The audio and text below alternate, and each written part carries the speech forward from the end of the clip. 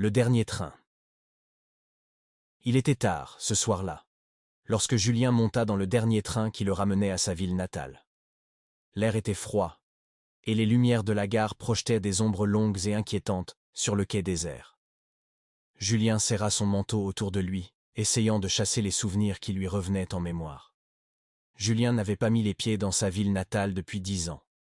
Après la mort de ses parents dans un accident de voiture, il avait quitté cette petite ville pour Paris, espérant y trouver un nouveau départ.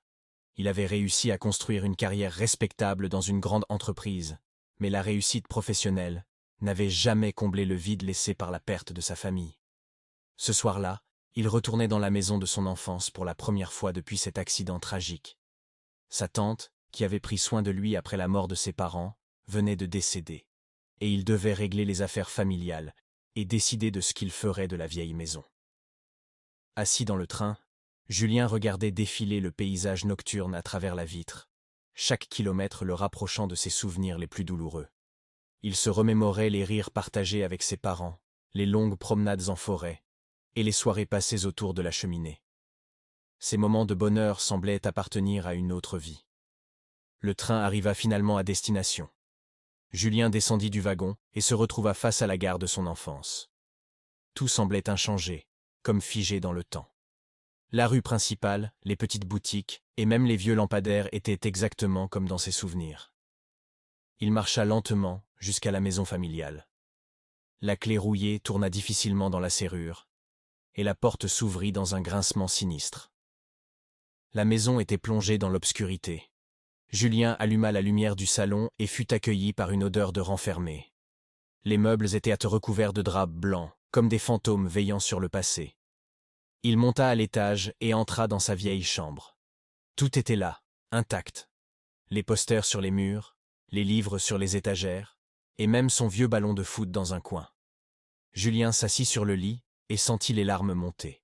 Il prit une profonde inspiration et se laissa aller à son chagrin. Cette nuit-là, Julien fit un rêve. Il revit ses parents, souriants et heureux, l'appelant pour venir jouer.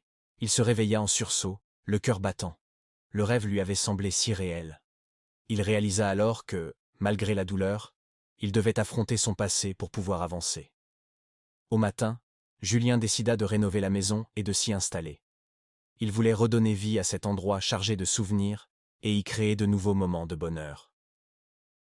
En travaillant sur la maison, il se sentit peu à peu libéré du poids de son passé. Avec le temps, Julien retrouva la paix intérieure. Il accueillit de nouveaux amis, partagea des repas et des rires, et transforma la vieille maison en un foyer chaleureux et accueillant.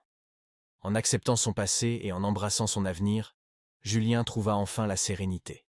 Cette histoire montre comment, malgré la douleur et les épreuves, il est possible de trouver la paix en affrontant son passé et en se créant un nouvel avenir.